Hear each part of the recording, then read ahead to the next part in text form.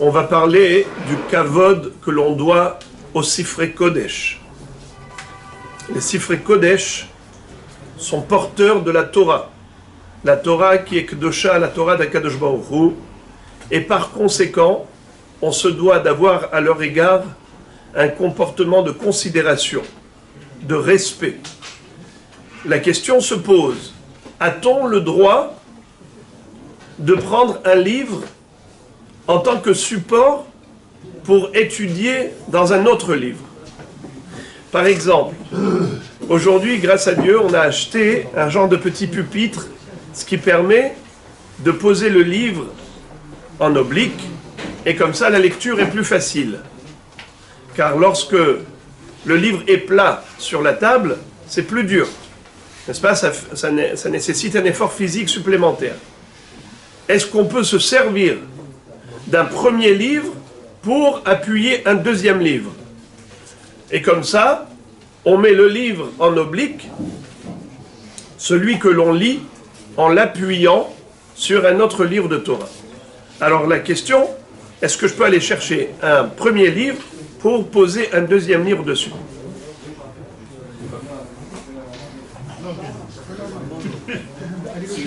Alors la réponse, mahloket.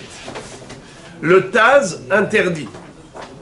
Et il dit que ce qui apparaît du Shulchan Aruch, qui semble que ce soit permis, eh bien c'est uniquement dans le cas où les livres étaient déjà là. C'est-à-dire, on avait déjà un livre qui était posé, et il a posé dessus le deuxième. Mais pas qu'il a été chercher le premier livre pour poser le deuxième. Parce que là, il montre vraiment qu'il se sert du premier livre comme appui pour le deuxième, c'est un bisayon. Ou bien, le Shulchan Aruch qui a autorisé parlait du cas où la personne avait l'intention d'étudier les deux livres. Alors, il a préparé les deux, et il les met devant lui. Alors, en attendant de lire le deuxième, il s'en sert en même temps d'appui. Mais il va l'étudier, c'est en tant que limoud. Mais le Magen Avraham a dit que non, qu'il n'y a aucune interdiction d'aller chercher un livre pour se servir d'appui pour un autre livre. Pourquoi? Parce que ce n'est pas une utilisation à des fins personnelles. Ce n'est pas pour l'intérêt de l'homme, c'est pour l'étude de la Torah. Pourquoi il fait ça? S'il faisait ça pour un intérêt personnel, alors en effet c'est assourd. Par exemple, de se servir des livres pour cacher la lumière. Imaginons, on est là, il y a le soleil qui rentre par la fenêtre, qui est éblouissant.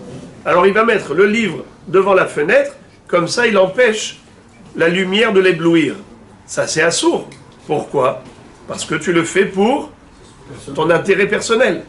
Figurez-vous qu'il y a lieu d'autoriser même cet acte d'après le Magen Avraham et le Mishnah Berurah qui ont dit que lorsque c'est pour le Limoud à Torah, on a le droit d'utiliser le premier livre pour appuyer le deuxième.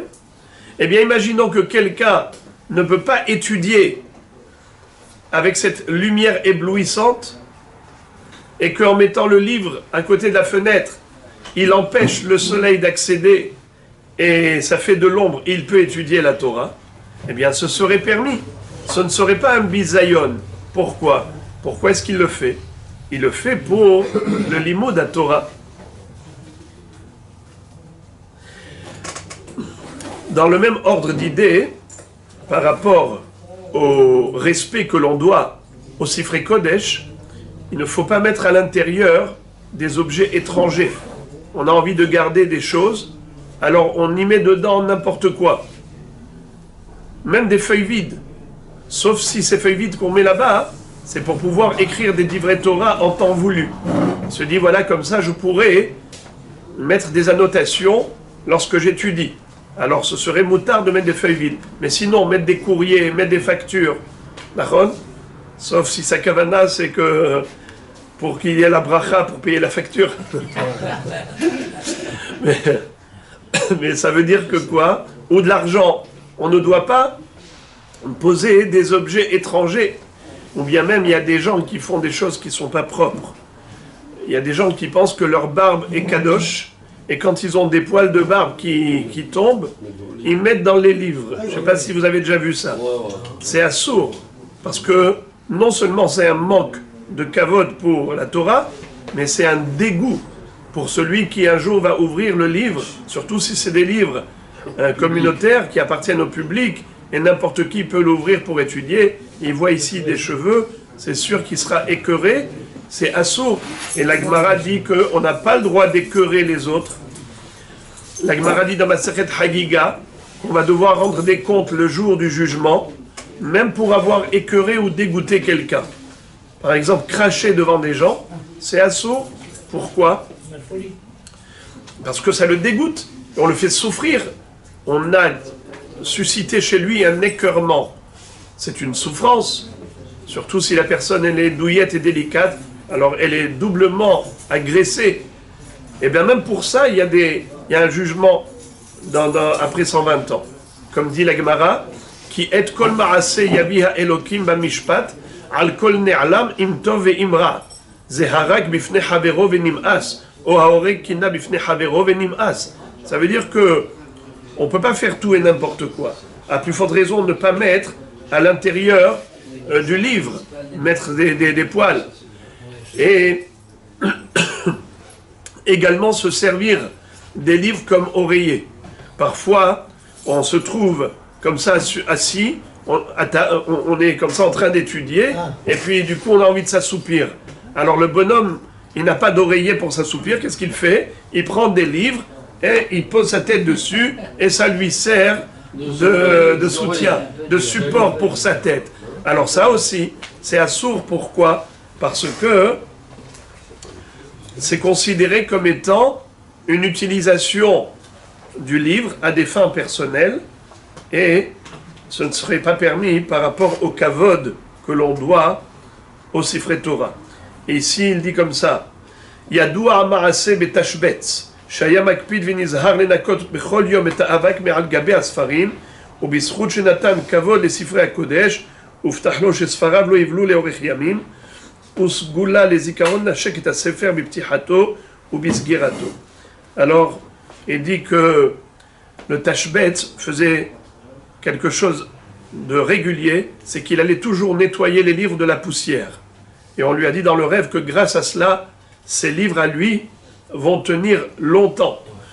Et le Sifrei Tashbetz jusqu'à présent.